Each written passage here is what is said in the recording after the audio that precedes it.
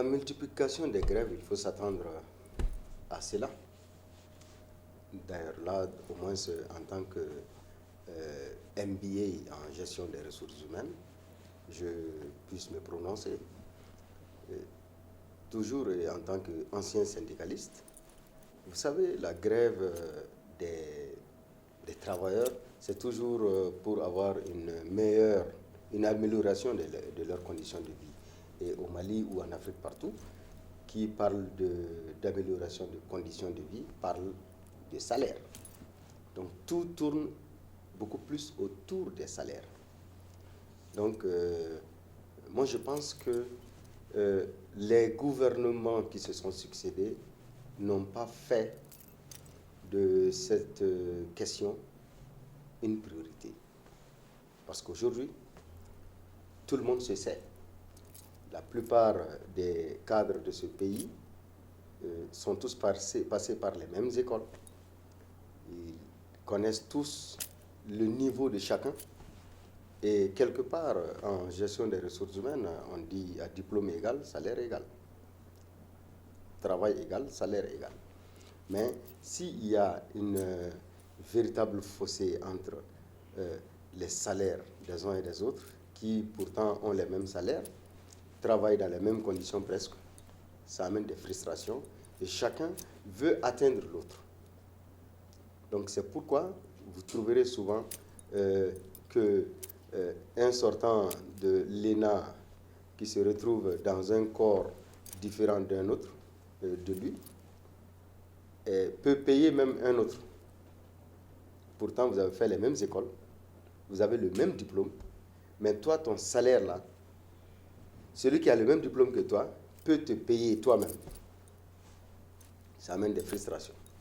Donc, il y a quand même lieu de mettre les vrais gestionnaires des ressources humaines à réfléchir sur comment harmoniser les salaires en fonction des corps, en fonction des diplômes, en fonction des zones de travail, en fonction des conditions de travail. On fait carrément un barème. Dire que désormais, un fonctionnaire de la catégorie A a tel salaire de base.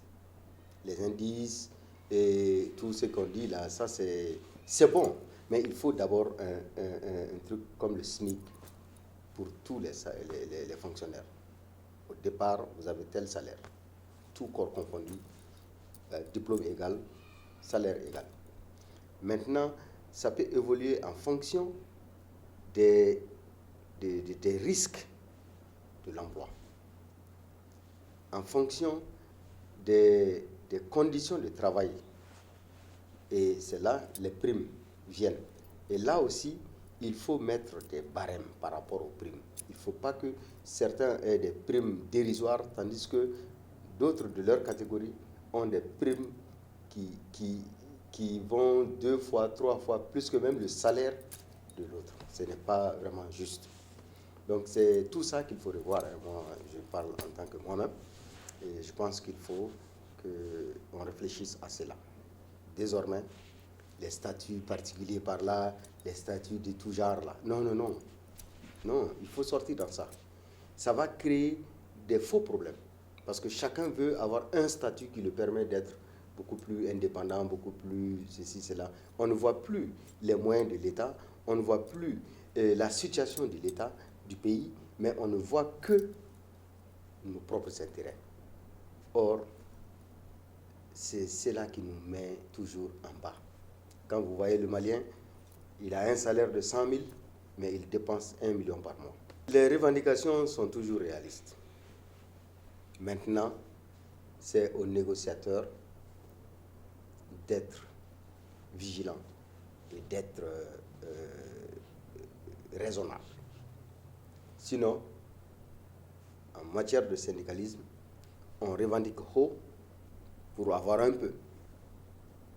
Maintenant, si les négociateurs du côté de l'État ne sont pas des fins négociateurs, ça finit par être quelque chose d'accepté pour éviter certaines choses. Et chaque régime fait tout pour amortir la situation faire des fausses promesses qu'on ne peut pas vraiment s'assumer après, et laisser ça pour celui qui va venir après.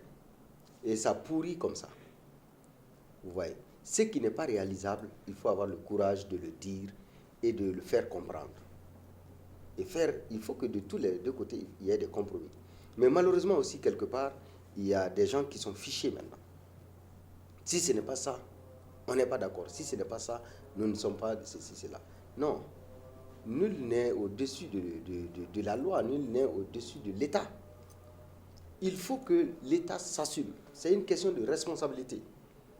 Ce que le pays ne peut pas, il faut que les gens le comprennent.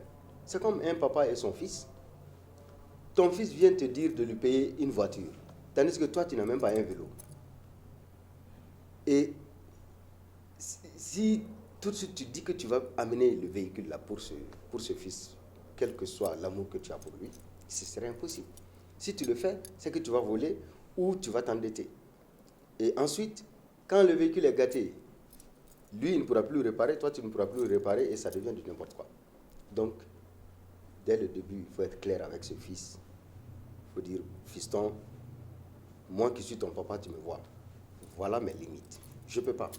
Et il faut que tu me comprennes. Maintenant, il faut que le papa ait les arguments de le faire comprendre.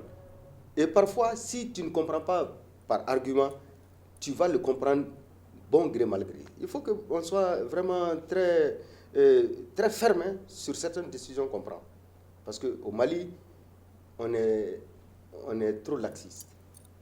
Si vous prenez aujourd'hui le Malien qui est dans les champs, le Malien qui est dans les fleuves, sur les fleuves, qui est en train de chercher du poisson, celui qui est en train de cultiver, celui qui est en train de faire l'élevage, la pêche, tout ça, ce sont eux qui prennent le vrai Malien en charge.